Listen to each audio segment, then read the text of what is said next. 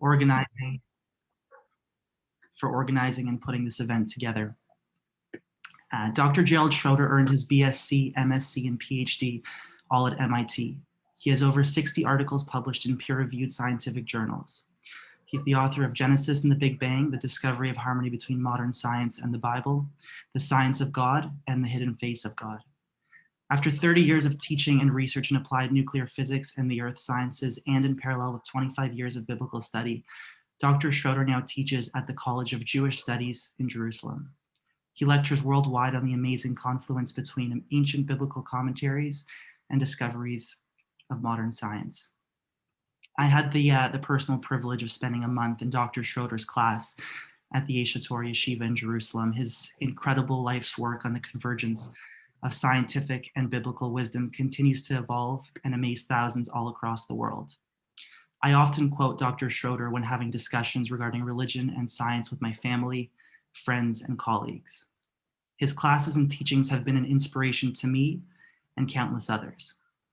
In an age where a large portion of the academic world and scientific community view faith in God and a God that wrote the Torah as unnecessary or primitive, I truly believe that Dr. Schroeder is a unique asset for the Jewish people and global community at large. All right, so I just like to ensure everyone is on mute. I think joining into the meeting, they should have automatically been on mute, but just to try to limit any potential distractions. With that, Dr. Schroeder, please take it away. First, super thank you for letting me join your community. And I always caution, don't expect so much. It's better to start from the bottom and go up. In any event, this idea between a conflict and a confluence between, or I say Torah and Teva, Torah being Torah and Teva being nature, whether the story that nature tells, namely the scientific story that nature tells, is in conflict with the unchanging account of the Torah, those conflicts so very often, those become confluence once you understand both the Torah and the Teva and the nature. Time and again, I realize that when these arguments come up, would this be true or that could be true? Just recently, there was an article in the Jerusalem Post about some students that were learning in a seminary. I'm not sure even what country or where, might have been here right in Jerusalem, but they were taught that it could not possibly be dinosaurs because dinosaurs aren't even mentioned in the Torah. Well, honestly, I just had for breakfast some orange juice, and orange juice aren't mentioned in the Torah either. So maybe we should ban oranges as well. The irony, though, is that in many aspects where you look deeper into the text, you find that things are mentioned that might not have been understood before. And so the problem often comes about for persons who know a lot of Torah, but not much science, find the science is wrong. And scientists know a lot of science, but almost no Torah. And the Torah they know, they probably only know in translation in any event. So that's a joke in the first place. And they'll say the Torah is wrong, knowing nothing about what the text says, other than some misguided translations that they happen to be following. And so it's always seems that there's this problem of lots of knowledge in one field, but nothing in another, or lots of knowledge in the other field, but nothing in the other. And so obviously you see confluence. So the attempt is to try to bring some knowledge from both sides and have them flow together without bending the Bible, without bending the science. I mean, I'll give you just an example of dinosaurs as an example. Okay, dinosaurs. Are dinosaurs mentioned in the Bible? Well, they might have been had we stuck with a different translation. In Genesis, in the opening chapter of the Bible, Genesis, right, the 5 books of I have no idea what the backgrounds of everyone is here. So the 5 books, Genesis, Exodus, Leviticus, Numbers, and Deuteronomy. Please, if I'm insulting anyone with lack of knowledge, I apologize. So the opening chapter of the Bible, Genesis chapter 1. The text reads through, and there we get to a phrase on the 5th day that God created these taninim gedolim. Gedolim means big, it's in the plural. Gedol means big. Gedolim means big in the plural. And the taninim. So the amazing phenomenon is there might be 6 different translations of this Hebrew word taninim, but it is the only word in that famous creation chapter, which discusses the 6 days of creation, it's the only word in that chapter that gets a size descriptor. And it says they're big. So we've got these big things called tiny neem. King James calls them whales, the King James translation. And these also, I've seen alligators. I've seen even dragons, big dragons. I mean, the spectrum of possibilities is covered by whatever translation you happen to pick up. So what does tiny neem mean? The irony is tiny neem is defined in the second book of the Bible, Exodus. So this can take a little juggling some of the Hebrew, but listen, because what comes out is a solution to one of the problems that was never a problem. In fact, in the Jerusalem Post, maybe 15 years ago, there was an article I wrote called "Can Dinosaurs Tell Time?" And it was one of the problems because one of the milk companies here, not Tenuva, one of the specialty milk companies, had put peel-off dinosaur stickers on their cartons, and so the rabbinate was going to take away the hechsher of that milk company because there were pictures of dinosaurs on the. It was about the time of Jurassic Park. That would be it. Okay, and because there were dinosaur pictures on their milk containers, so they're not. It bothers me, and how stupid we must seem to the world. But in any event, since Kiddush Hashem is what we're trying to in the big. So how does it work? Okay, so we have these big tiny neem. That's Genesis chapter 1, the 5th day. These big, whatever they're, tiny neem, dragons, who knows what? I mean, we don't know what they mean. So we go to Genesis to Exodus. Now listen to the words. Moses, who was going to bring the people out of Egypt eventually, had to flee from Pharaoh, and he goes to a place in Midian, which is in the vicinity. It's actually east of the Sinai Peninsula. It's probably where Iran and Iraq are today. In any event, he goes to Midian, stays there many years. Finally, he's confronted by God, and God says, "Go back to Egypt and take the people out." Moses says, "What are you talking about? Go back, they'll kill me." No, God says, "They're all dead. They're different people now. It's not a problem." So I'll give you a trick, God says to Moses. "I'll give you a trick. What do you have in your hand?" Well, Moses is a shepherd. So what's he got in his hand? A stick, a shepherd's stick. Just throw it on the ground. He throws it on the ground. This is all in Exodus. Throws it on the ground and becomes a snake. The Hebrew word for snake is nachash. Even if you don't know Hebrew, let this stick into your head. The Hebrew word for snake is nachash. It's unequivocal. That's the word in the Bible used for snake, nachash. It's also used for snake today in Israel. Okay? So Moses says, okay, takes the stick, it becomes a stick again. He goes back, meets up with Aaron. His brother Aaron is living in Egypt as a slave although Aaron is from the priestly class, and the priestly class may not have actually been forced to be slaves, but the rest of the Israelites are slaves. Okay? So he meets up with Aaron. They go confront Pharaoh, the king of Egypt. Okay, Pharaoh says, "I don't know your God from a hole in the wall. Get out of here. Anyway, show me a trick." So at this point, actually, Aaron, who is now helping Moses, takes the stick and throws it on the ground. And the stick becomes, in the Bible's word, tanim. Remember Genesis chapter 1, the big tiny neem? But wait a minute, the burning bush, it was a nachash, a snake. He throws it on the ground, it becomes a tanim. Now, I want you to, this is how things are learned from the Bible. It's mental gymnastics. That's why Jews are smart, okay? So listen, so now it becomes a tanim. Well, why didn't Moses say, "Ya habibi, I wanted a snake and you gave me an alligator or a dragon or whatever, a whale"? I mean, can you imagine if King James was correct? Aaron throws his stick down and boom, boom, you got a whale bouncing across, and Pharaoh would say, "Get out of here." Clearly, since there's no reaction from Moses, "I wanted a snake, a nachash, and you gave me a tanin." Clearly, tanin and nachash have to be related.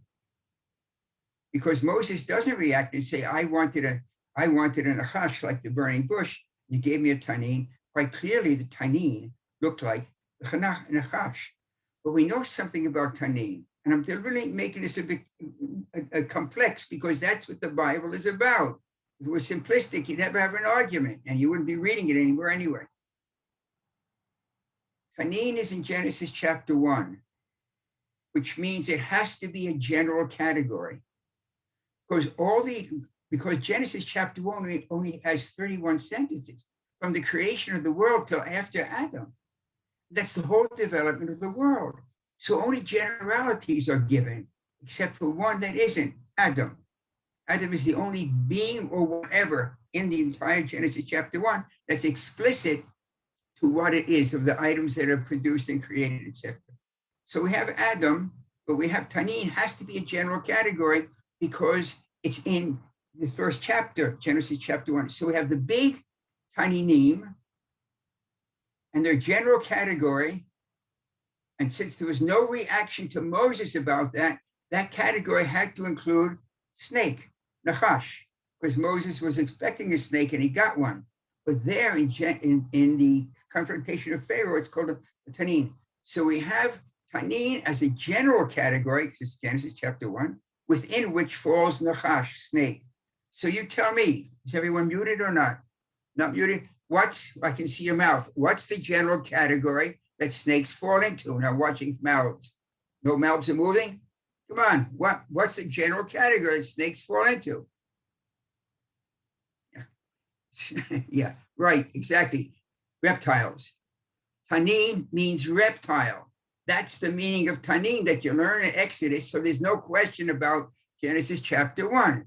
So it's telling in that sentence in Genesis chapter 1, God created the big reptiles. Because Tanin means reptile. The big reptiles. That would be interesting, except that the first translation of the Bible wasn't from its original Hebrew, wasn't into Aramaic. Remember, it was into Greek, the Septuagint. English comes much further down the line. The Septuagint is 2,200 years ago. So the authors of the Septuagint, had they been faithful to the original Hebrew, big reptiles, well, how do you translate big reptiles into Greek? Everyone knows the word. So what we're talking about, I want to hear it. Can you unmute the people? How do you say big reptiles in Greek? No?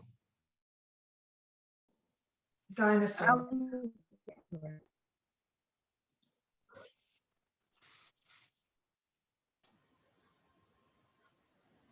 Dinosaur? Oh. We lost your audio, I think, Dr. Schroeder.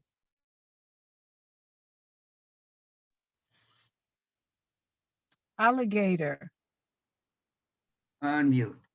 So the Greek, I won't do that any longer with yours. Okay. So when you translate it into Greek from Hebrew, which was the Septuagint 2,200 years ago, you translate big reptiles, Taninim Gedolim, big reptiles into Greek is Dinosaurs. Saurus means reptiles and Dino means big or terrible. Now there are two Greek words that could be that prefix, but obviously I choose Dino because that's the one that humanity's chosen. So Dinosaurus happens to be in the Bible. It's Genesis chapter 1, I think verse 25 from memory, if I'm remembering it. No, it's not 25. It's, I'm not going to look it up at the moment. So dinosaurs were never a problem. There they were, Taninim Gedolim, big reptiles. And the biggest reptiles in the fossil record at the moment are, in fact, dinosaurs. And the Greek translation of big reptile, which is Septuagint, is Dinosaurus. The only problem was that the translators from the Hebrew into Greek, or they were all rabbis, but they were forced by pressure to make it Greek friendly. So they didn't say Dinosaurus, they say actually like going King James whale, something like that, or water dwelling. So there's an example of lack of knowledge that would solve the problem right just with no problem. Okay, it's a long gymnastics, Barry. Just summarize because you want to stick in your head. At Moses is confronted by God, go back to Egypt. The stick turns into a snake, Nachash. That's in Genesis. And that's in Exodus, excuse me. Exodus. And still in Exodus, he confronts Pharaoh. The stick returns into a Tanin, which is from Genesis chapter 1 now. Tanin, general category, within snake falls, reptile, the big reptiles. When you say big reptiles in Greek, there are several ways of saying it, but obviously I choose the one that makes the most sense here, Dinosaurus. You can look it up if Webster's dictionary still exists. I don't know if such things exist any longer. I mean, I date myself. I happen to own, it's a vintage, Webster's Dictionary in paper. I mean, it's really not on Google, it's paper. Okay, so, but that could lead to a problem. So now we have dinosaurs in the Bible. But one of the problems would be that dinosaurs don't exist at the same time as Adam, which is a few sentences later in day number 6, the dinosaurs in day number 5. So if it's only one day later, why aren't they together? So then comes the problem of the age of the universe. Okay, I want to have time to spend a few minutes on evolution, but I'll just do very quick. Will I do it quickly? I'm not sure. I will. I'm just debating what the moment was the best way. Okay, should we talk about the age of the universe? Let me Robbie, shake your head. Is the age of the universe one of the more basic problems, or are there more things like evolution? Evolution, one shake. Age of the universe, 2 shakes. Which is the more? I'm watching heads here. What do you say, Rabbi? What was that? You put your hand. I went up to. We could go with it. We could start with the age of the universe. Okay. Okay, so here we go. I'm going to try sharing my screen and you tell me if you see what you see there. Do you see? No, you don't. Come on. Okay, I want to get this shared screen here. So how do I make it bigger? What do you see on your screen at the moment? Can you tell me, someone? Anything or nothing? Just we see you. Oh, I don't want that. I want you to see this. So I have, I don't want a whiteboard. I want this to show. Okay, if I can't do this, I just stop. But, full control. Come on. Okay, for some reason, I'm pressing shared screen, but I'm not sharing my screen. Okay, I don't want to waste your time. You have to then select the content, I think, Dr. Schroeder. Perhaps once you hit shared screen, then you'll give an option of what you'd like. If you're either way, maybe it's best without. But I was. Dr. Schroeder, I'm also getting a lot of requests for you to discuss evolution. Okay. Either way, I would like to share. 1 sec. It's not whiteboard. I see what I want to put up on here. I apologize, gang, for wait. Oh, here we go. Press share. That's the key. Okay, wonderful. I see you, and also. Yeah, that works. We see it. Galileo. You see what's on his desk? You see what's on his desk next to his left elbow, which is holding a mic, because only half of it is showing up here. It's a Bible. It's the Portuguese word for Biblia, for Bible. So my kids actually stuck that on the table. It wasn't on his, but it's Torah and science. It's one truth from 2 vastly different perspectives. So I'm going to lead in, start with, I'll just go through here and see if we can't make these things work. And then we'll get evolution, also the age of the universe, and we have some questions, okay? What we're trying to see here is something very simple, and not simple, but significant. We live in a material world. The Torah deals with the material world, but also with the metaphysical, the physical and the metaphysical. The Torah is our link, as are our brains also, between the physical and the metaphysical. And that's a gift that we've been given, and it's extraordinary because it allows us to see beyond the physical images that we see. There's something much greater within. And with that understanding, I'm going to just jump into a bit of evolution and see if I can't do some work. First of all, we understand that you see the famous double helix and all these. See, I have you on my screen also, but I'm seeing evolution with all the animals, even at the upper right are humans. All life has the identical DNA. Everyone, I know most of you know this, for the few that don't, I'm going to say it. All life has the identical alphabet for life. Whether you're a pine tree, or a human, or a gorilla, we have the same DNA alphabet. It just has different words written on it. That's the amazingness of the DNA.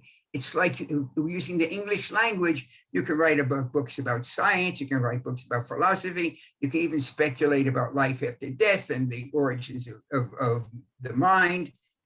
or with A, B, C, D, E, you just change the letters around because it's all abstract, right? Words are abstract, which is something that I've been dealing with lately, so I'll just take a slight tangent. I'll say the word tree. When you say the word tree, what comes up in your mind? Picture some kind of tree. What comes up in your mind is not T-R-E-E. I just wrote a major essay about this. It's not T-R-E-E. It's not the word tree. The word tree has no relationship whatsoever to trees, except that we've taken this abstract sound called tree with 4 letters made up of 3 different letters, T-R-E-E, and we've said, taking this abstract sound, it will mean from now on a thing that grows out of the ground with lots of branches. But the word, that's the amazingness of language. Realize that language is the expression of totally abstract thought. Every word that you say has essentially no intrinsic eternal meaning to what it's talking about. You know, like a rose is a rose is a rose, but it's R-O-S-E, which has no meaning. If you just saw a rose, it'd be like saying oogly. Oh yeah, oogly. Oh yeah, oogly means a rose. I'm just taking, you know, a flower with lots of redness stuff on it. Understand that. Evolution, now jumping back to this, evolution, all life, it means that they were not the first forms of life. There was the first form of life.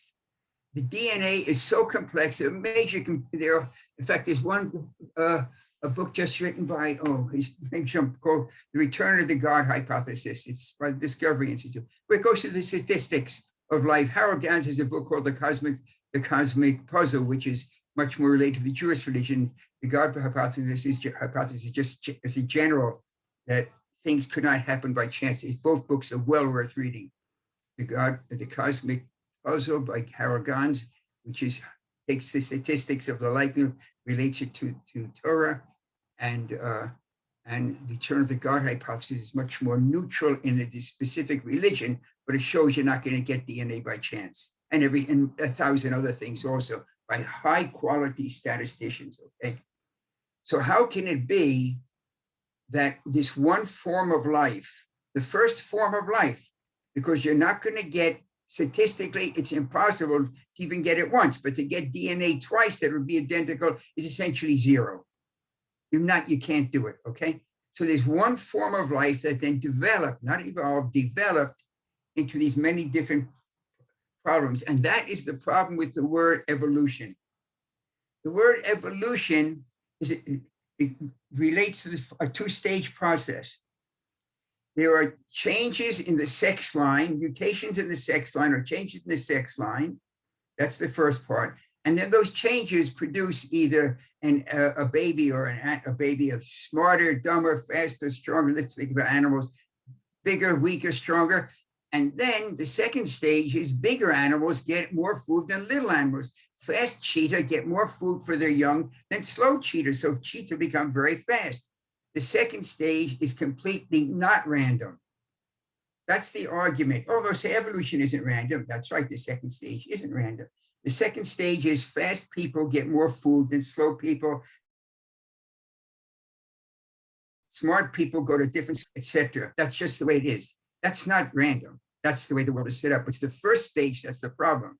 And the first stage in all of the professional persons with whom I've spoken, which has not been many, maybe less than 10, maybe 4 or 5, all define evolution as random mutations in the sex line produce changes. And then the second stage is completely not random. It's the strong beat the weak, the fast beat the slow.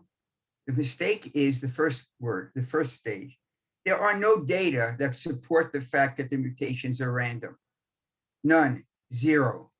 The mutations happen, that's no problem. Does the Bible allow for mutation? Yeah, there's a whole section in Leviticus where mutations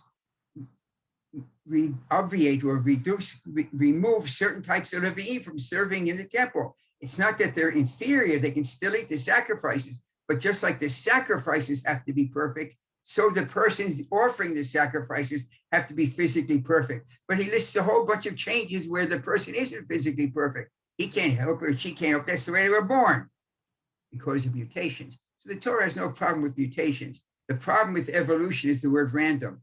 There are no data that support the fact that the mutations are random. 0. none. And I would never, ever, as I said in the classes we attended, I would never tell a student that was studying life sciences to confront the teacher by showing, because the teacher's in a corner. The teacher would have to say, you're right, there, we just say random, but there are no data that support that they're random. Well, then why isn't the world perfect? That's the argument. If it weren't random, so why isn't the world perfect? Why are there bad mutations? For the same reason that you got Levi'im that can't serve in the temple. So bad mutations, is making you imperfect, exist in the Torah. So mutations are not a problem. The question is, can random mutations turn a microbe into a human? You can imagine how many billions of years you have. And all the statistics say no. I am not a statistician, so I only quote the experts on this. I mean, experts that are secular. They say no, but it had to be random because otherwise you have a problem with God. Okay. In fact, the famous Bernard Carr, the famous British astronomer, says, if you don't want God, you better have multiple universes, because otherwise there's no way of explaining the universe as it is. Okay, so then there are no data that support that there are multiple universes, except for the fact that the universe is perfect. And that's the logic that science uses. That Scientific American, the most widely read science journal in the world, I'm just looking for the cover, I keep it because it's so extraordinary. It tells us that how do we know there are other multiple, if there's gazillions of universes, one's going to work. If there's a near infinite number of universes, one is going to work with me blabbing away here and you listening and there and there. I'd rather go to sleep, But that's because one of them, the rest aren't going to be. That's the only proof that science has that there's more than one universe. That our universe is perfect for life, and you can look it up on one of these. Because Scientific American is a totally materialistic oriented journal. It is not peer reviewed, and it's important. It's the most widely read science journal in the world, probably by a factor of 100. It has an agenda. It has an agenda that it's a data. The argument that it says is that we know there are multiple universes. How come? Because our universe is perfect. Okay. So in any event, we have an alphabet. We have an alphabet, and it's called DNA, and that alphabet is different between pine trees, and the alphabet spelled different instructions. It tells you what is going to grow, what is going to be produced, but somehow the first form of life, the microbe, submicrobe, that first existed, had the alphabet all set up, so every form of life could work from this. That's the problem with saying that it is random. This tells us that all life had a common ancestor. The fact is, the universe is pre-programmed for complex life. Can somebody just shake the head? I don't see the whole slide here because I have your picture. Do you see the entire slide, or is it cut off? Part of the word's cut off. Just a question. Do you see the whole slide? We do. Okay. So the universe is pre-programmed for complex. That's right off the back. You look at an atom, ATOM, it has a nucleus, which is heavy in atomic terms. And then it has a cloud of electrons that have almost no weight whatsoever, no mass. Now, that's the only way you can have a system set up that can make life. Because the way molecules are made is atoms share electrons. And if the electrons were heavy, you couldn't share them. So you've got this amazing phenomena where an electron is almost, I'm just rounding numbers off, is almost 2,000 times lighter than a proton. Protons are in the center, protons and neutrons, and protons have a positive charge by definition. Electrons have a negative charge, okay? And what's amazing that although the electron is almost 2,000 times lighter, less massive than a proton, it has the identical charge. Now that's a surprise. It's a surprise that this almost ethereal object, having almost no mass, has the same charge, but that's the only way that it can work. And now that electron is so light, it can jump from one atom to another and bind those atoms together by sharing electrons. And that's what you call molecules. And then molecules can come together and build life. If the universe, its very most fundamental structure, the atom, ATOM, is made for complex life. And that's just, that's exactly what we see here in life. I just want to point about this understanding. This slide here says the tree of life has become a bush of life with a common ancestor at the root. Why a bush of life? Because that's his Time magazine. So it's totally non-prejudicial. And what does it say? Evolution's Big Bang.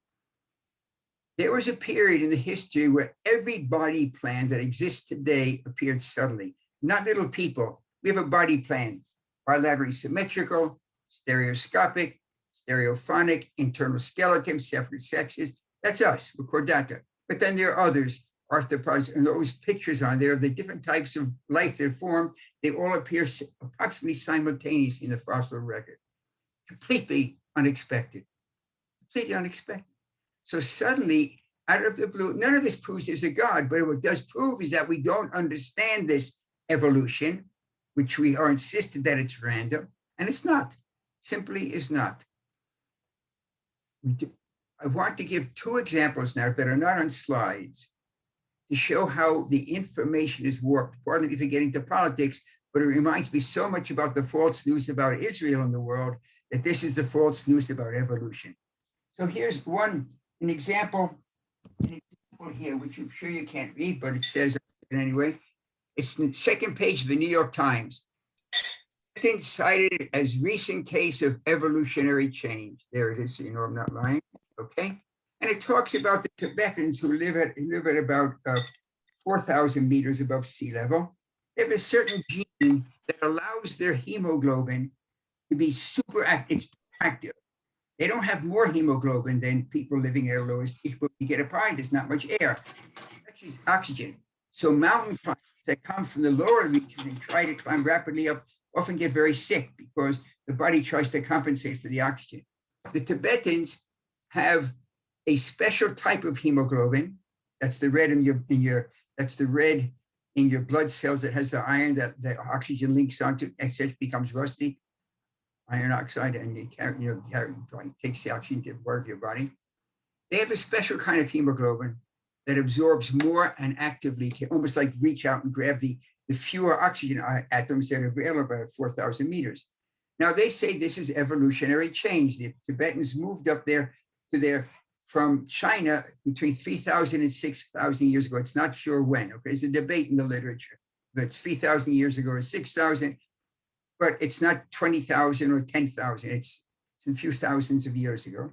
And they're just amazing that there's an evolution, Tibetans cited as recent change, as evolutionary change. The difficulty is it's a lie. It's not evolutionary change. See, the Tibetans are Han Chinese. So let's take the 3,000 years ago.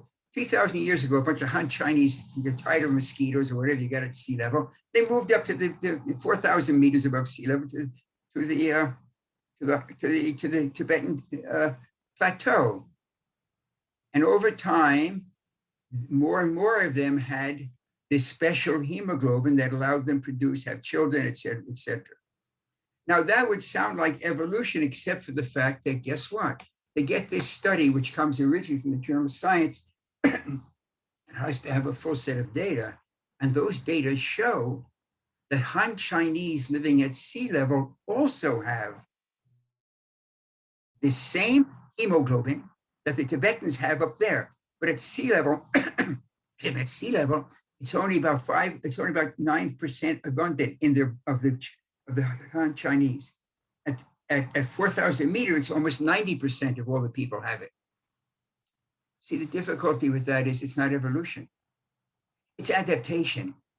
The information for that gene already exists at sea level. 3,000 years ago, people go up and living there. And what happens is the guys and gals without that gene don't have many kids because you can't, because the kids die if you don't have it. And the ones that have the gene become more and more abundant. Over 3,000 years, you can just see how our generations work. You end up at almost 90% abundance. That's not evolution. That's adaptation. Now suddenly you go back to the core journal in science, where New York Times is quoting to get a point across, namely evolution is random. And what do you discover? The word that's missing? Evolution. What's the word that's there?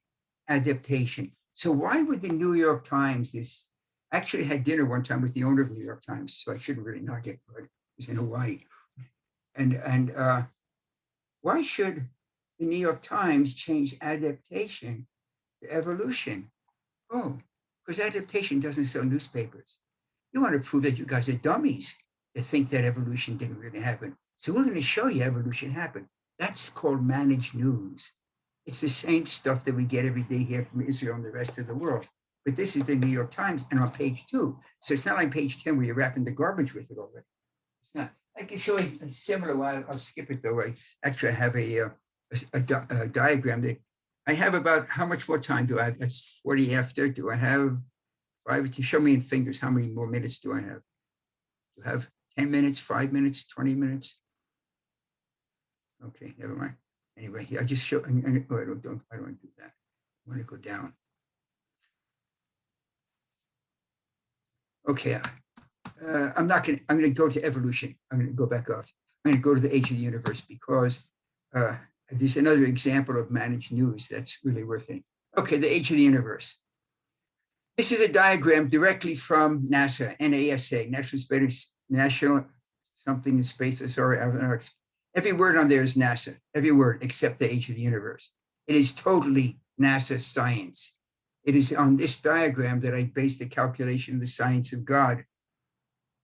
And also we have a proof of God in 5 minutes, which if you haven't seen it, I urge you, there's over 3 million views. That's with an M, 3 million views, proof of God in 5 minutes.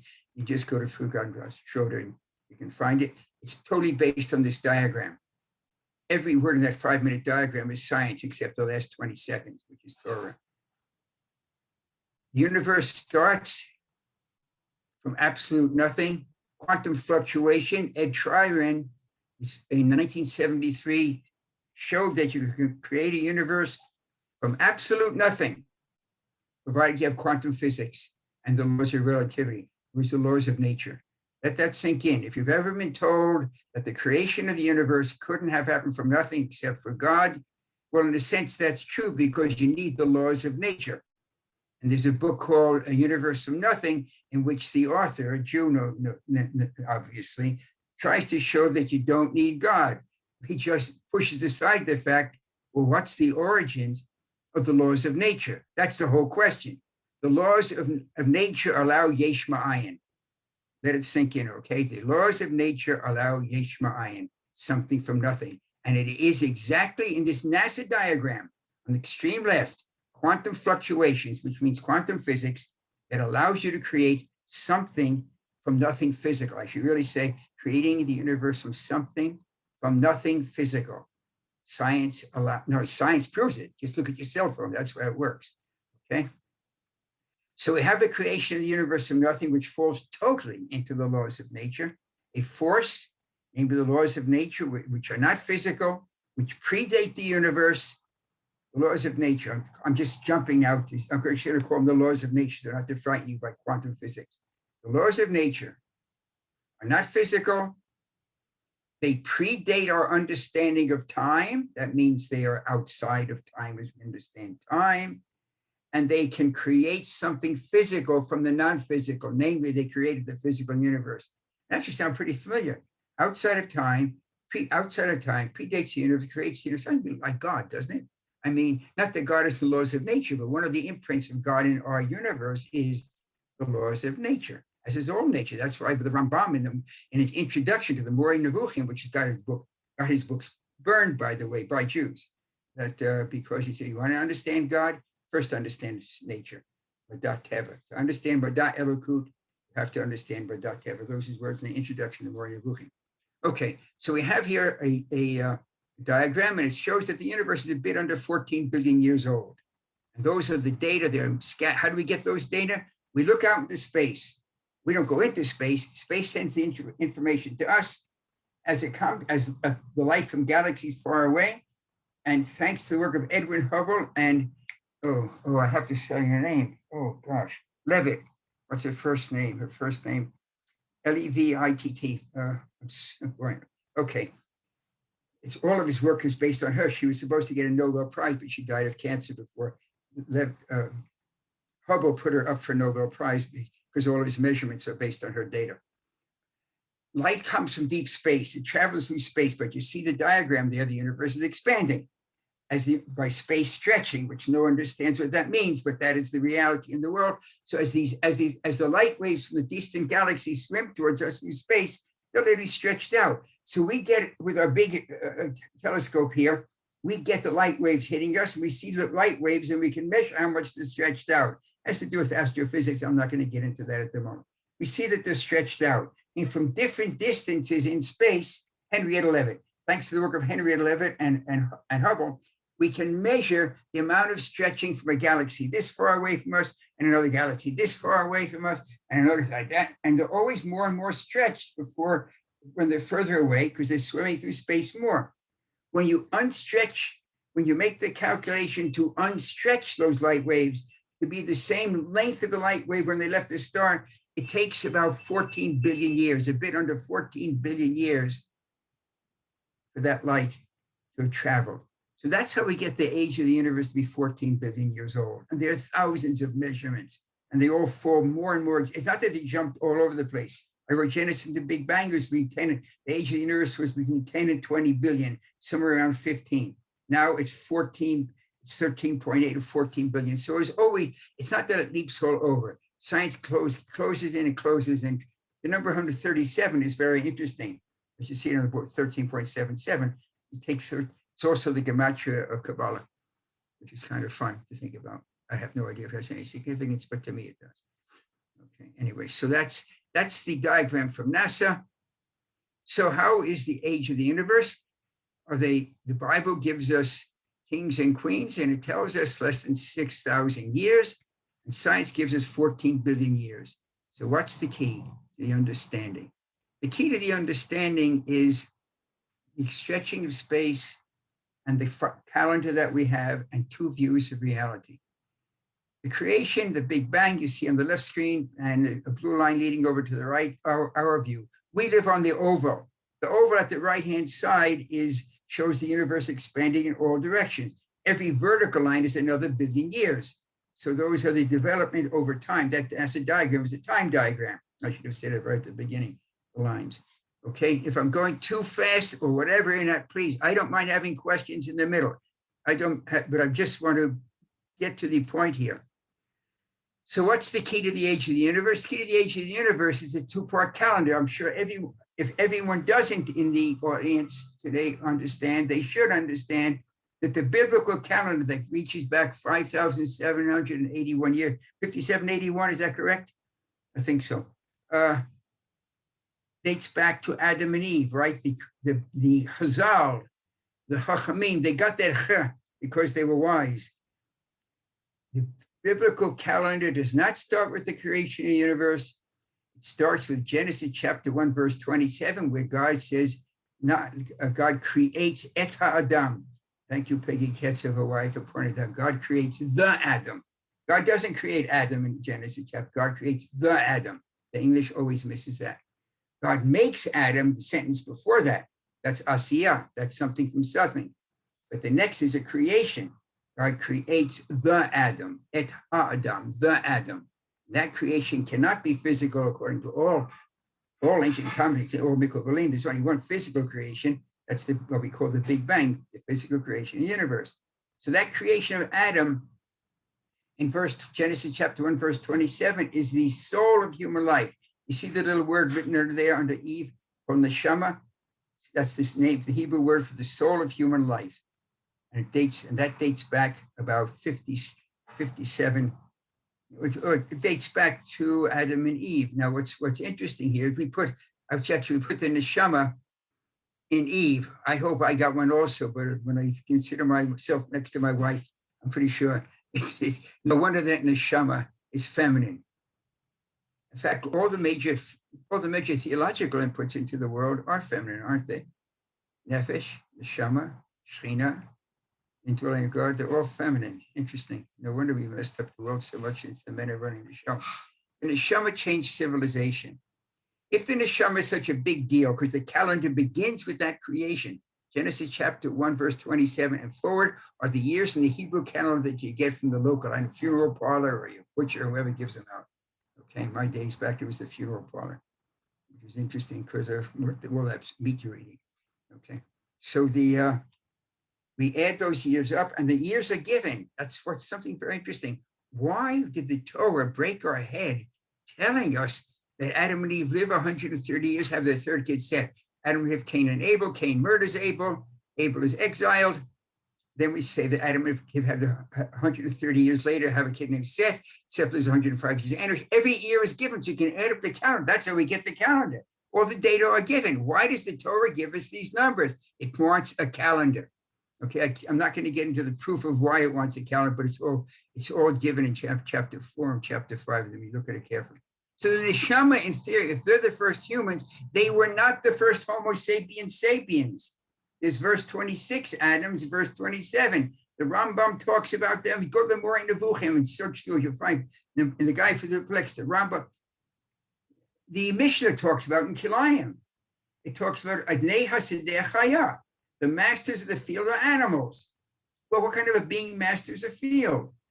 You know, kind of being farmers. Farming goes back 11,000 years. In this part of the world, it started. The earliest data are all the Fertile Crescent. It's all this area.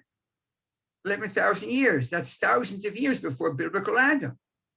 So there were Homo sapiens sapiens. In fact, in Kilayim, there's a debate when those masters of the field, those farmers died. It's Rabbi Yossi said, you got to bury them like a human, because you can't tell that they're not a dead human. And don't tell me they thought they would look like gorillas. Anyone who thinks a dead human looks like a dead gorilla should either get his eye examined or his brain examined.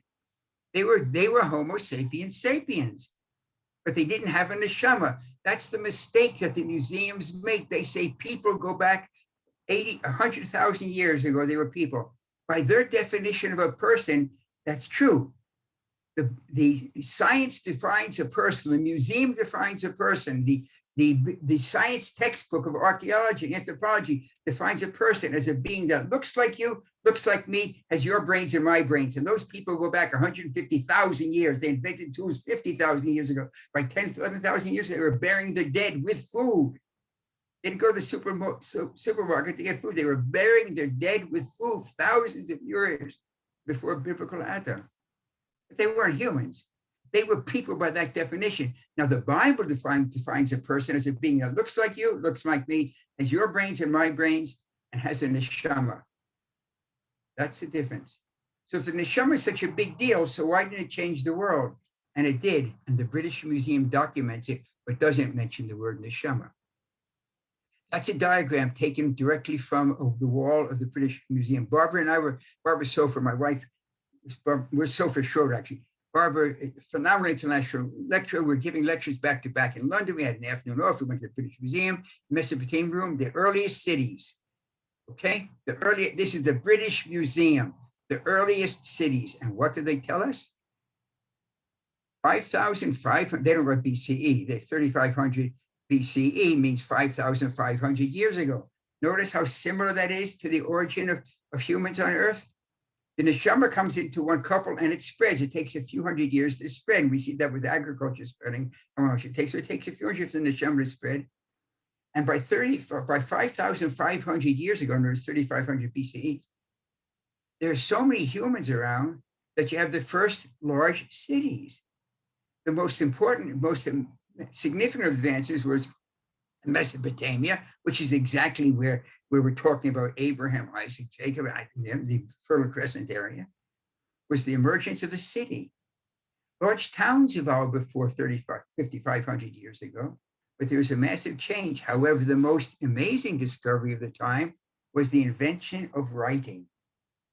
Very interesting. Not ABC and not Aleph Bet Gimel. Writing, though. The first forms of writing date back exactly. I mean, how much proof do you need to have? The British Museum gives a date. It could have been 5,500 BC, even it wouldn't make sense. 2,000, it's exactly the date you would expect if the neshama changed the world and the biblical calendar is correct. The neshama changed because before you had a neshama, you couldn't have a city. You could have a clan. Villages existed. They were clan-sized. But you couldn't have a city where there are many clans together. Because before the neshama, if you didn't look like me, smell like me, and talk like me, I had you for dinner, literally, either roasted or boiled. It was literally a dog-eat-dog world. And the neshama came and changed people into humans. Or it took a few hundred years for that to spread. I hope it spread to everyone, although once I was NPR, National Public Radio in the States, and I made a horrible mistake, and I will not make that mistake here. I will have to say that everyone that looks human, I hope has a neshama, though sometimes I doubt it. Okay, so now one of the Dr. silly. Schroeder, I apologize to interrupt. This is all very fascinating. Just could we leave a few minutes for questions? Oh yeah, okay. Okay, so just very quickly, I want to make very clear, there's silly books out that say that the Torah didn't, when it says day one, a second day, third day, okay, they weren't really days. Well, look at Rashi, look at Nachmanides, the days are 24 hours each. There's no wiggle room. All ancient commentary, the modern commentaries bend the Bible this way and that way. It's not even worth paying attention to. But all ancient commentary tells us the days of Genesis were 24 hours each.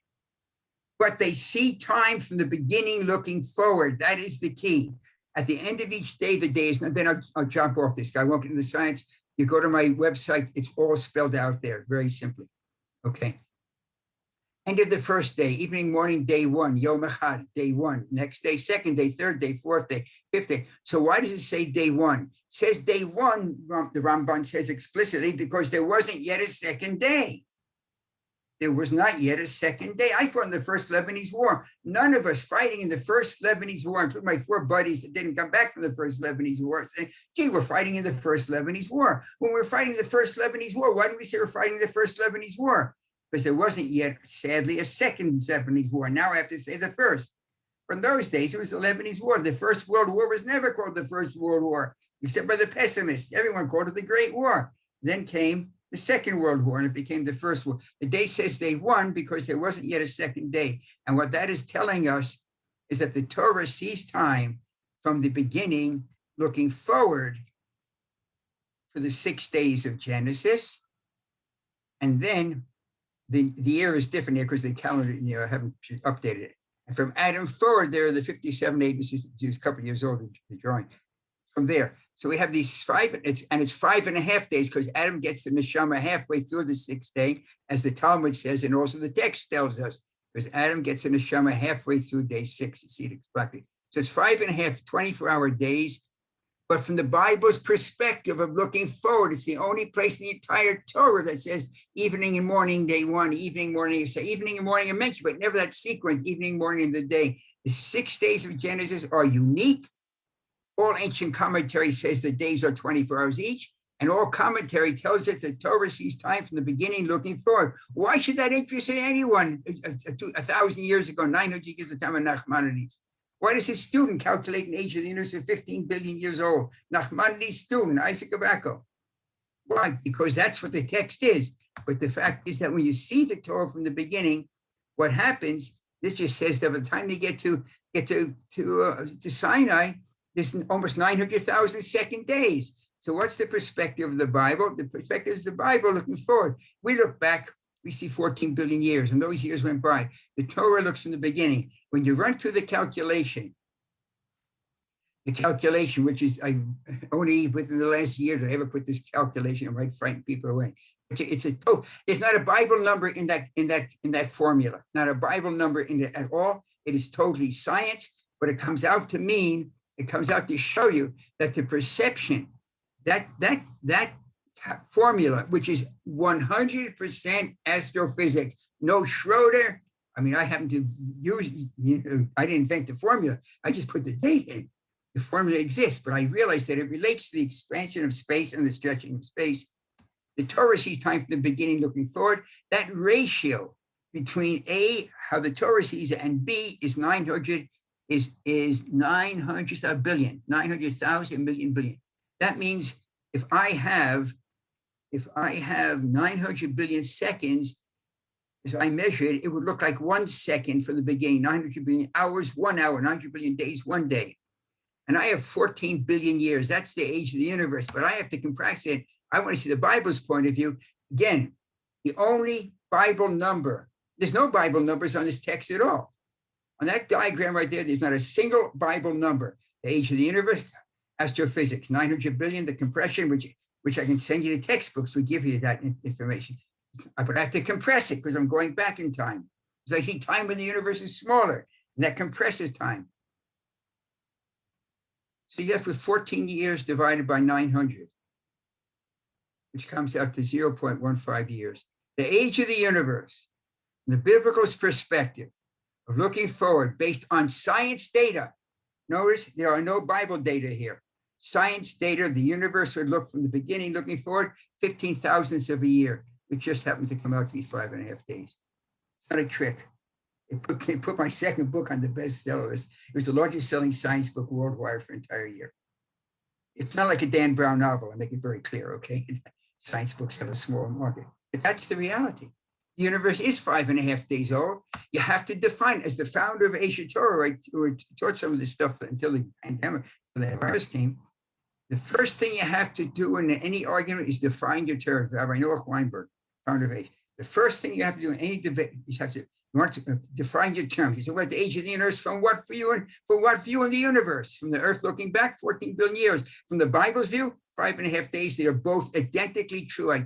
GeraldSchroeder.com. You look at the age of the universe. If you type it on Google, age of the universe, two views of one reality. Gerald Schroeder. You go right. You find right to the Asia Torah site, which gives you a 5-page. It tells you exactly like this. Two. Bingo. What about dinosaurs? We talked about dinosaurs already. Okay.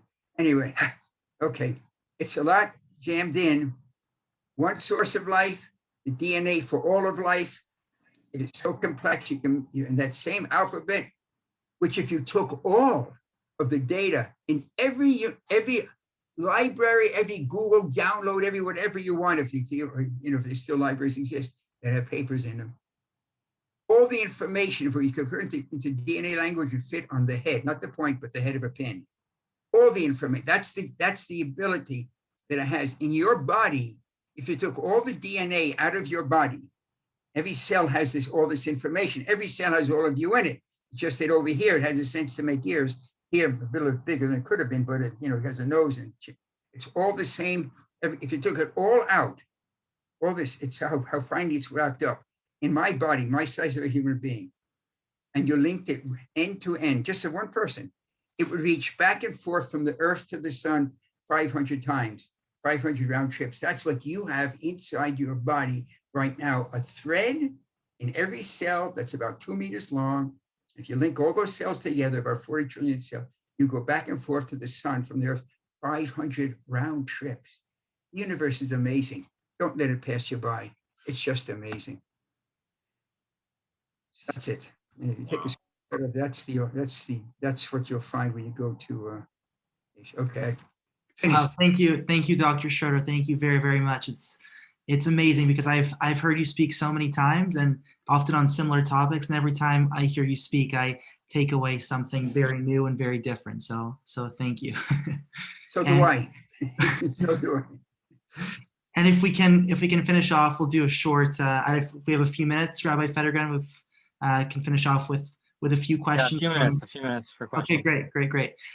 So first question. What do you find is the most common misconception science has about religion and Judaism? And on the flip side, perhaps a common misconception the religious Jewish community has about science. Let's see, first, what the basic misconception that scientists have about religion?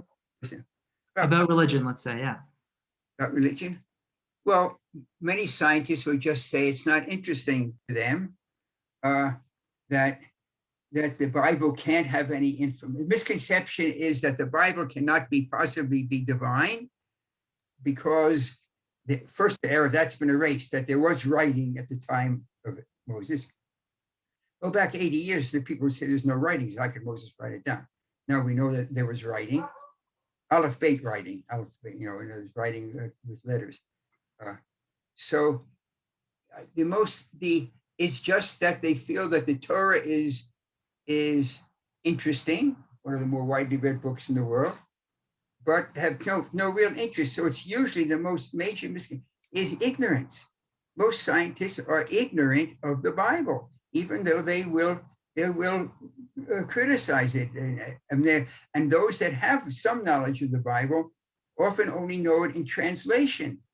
So, like we talked about, God makes Adam, but God creates the Adam. That nuance is never found in the English translation. Also, I don't want to, I can't get into specifics, but I could, with a late colleague who died of cancer, Stephen J. Gould, who loved the Bible, but only knew it in translation. He felt he could prove that it was wrong. And but the sad thing is I only read this after he died of cancer. What was wrong was his English translation. He didn't know the Hebrew. I mean, sad, a brilliant person like that.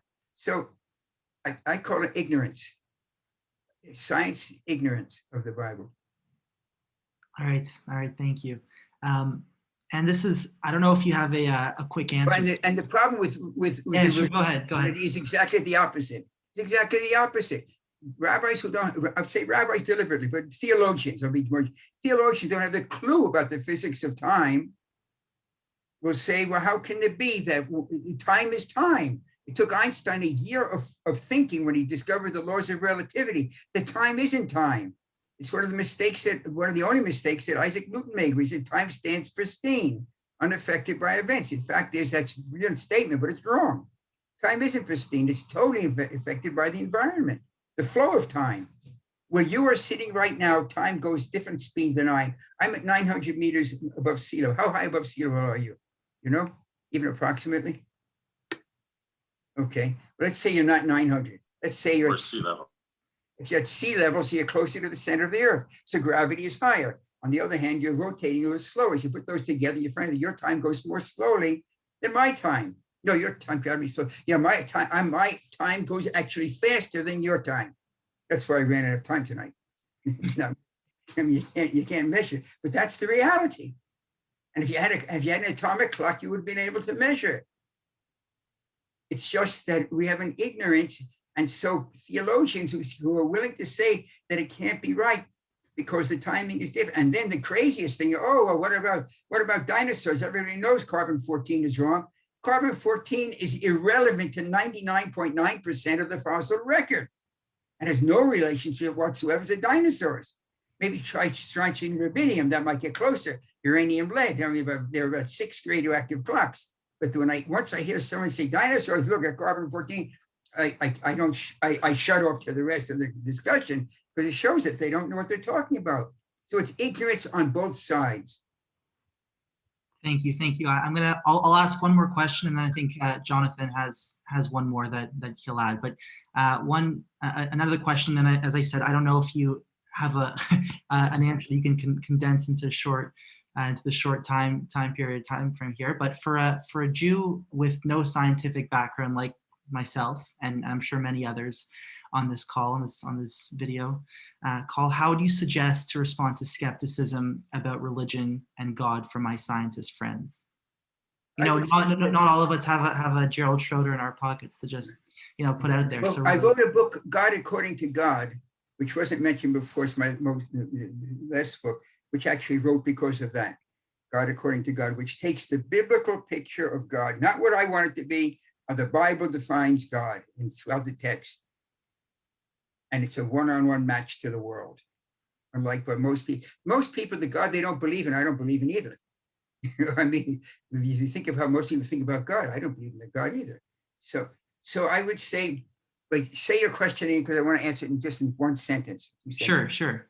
So for a Jew with no scientific background like myself, how would you suggest to respond to skepticism about religion and God from a scientist? I would say the Bible makes certain claims, predicts certain things, and so many of them have come to pass that I would say that the Bible very much proves itself by having gone out on a limb and made certain statements. So the easiest one would be the origin of cities, but there's others.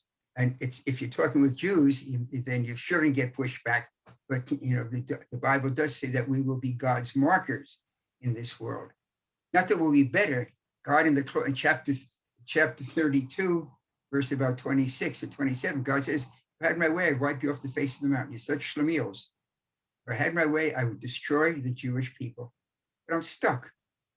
I'm stuck because you are my marker. And we are the marker in the world. You can see it in the press all the time. It doesn't make sense. People, the anti-Semitism, you see, it doesn't make sense. The position of this tiny group of people somehow occupy the whole world's thought process, let alone the fact that it were two Jews in both companies, Moderna and Pfizer, that developed the vaccine that saved the world. In fact, Pfizer's, the head honcho there is the grandson of a Holocaust survivor. And the reason that Israel got it first, you may have missed that wonderful interview with Netanyahu. Pfizer was discussing, had nothing to do with election. Pfizer was complained on Israel television that Netanyahu phoned him 30 times if could pregnant women, all aspects. And he figured, if the prime minister is going to spend this much time, let Israel be the test case. That's how Israel became the test case. I'm not getting to politics here. We're just about to form another country government, but you realize it's true. You know how many Pfizer's went up the smokestacks? There'd be a vaccine now for cancer, but the world didn't want it. So the world killed off the scientists that would serve cancer. The marker in the world is the Jews, like it or not. You may hate us or love us, but you cannot deny that we stand out. And the Bible, when we're a bunch of slaves, just freed slaves, God says that you will be my chosen people. You will be my marker. And as the late David Harmon said so very well, God fell in love with Abraham.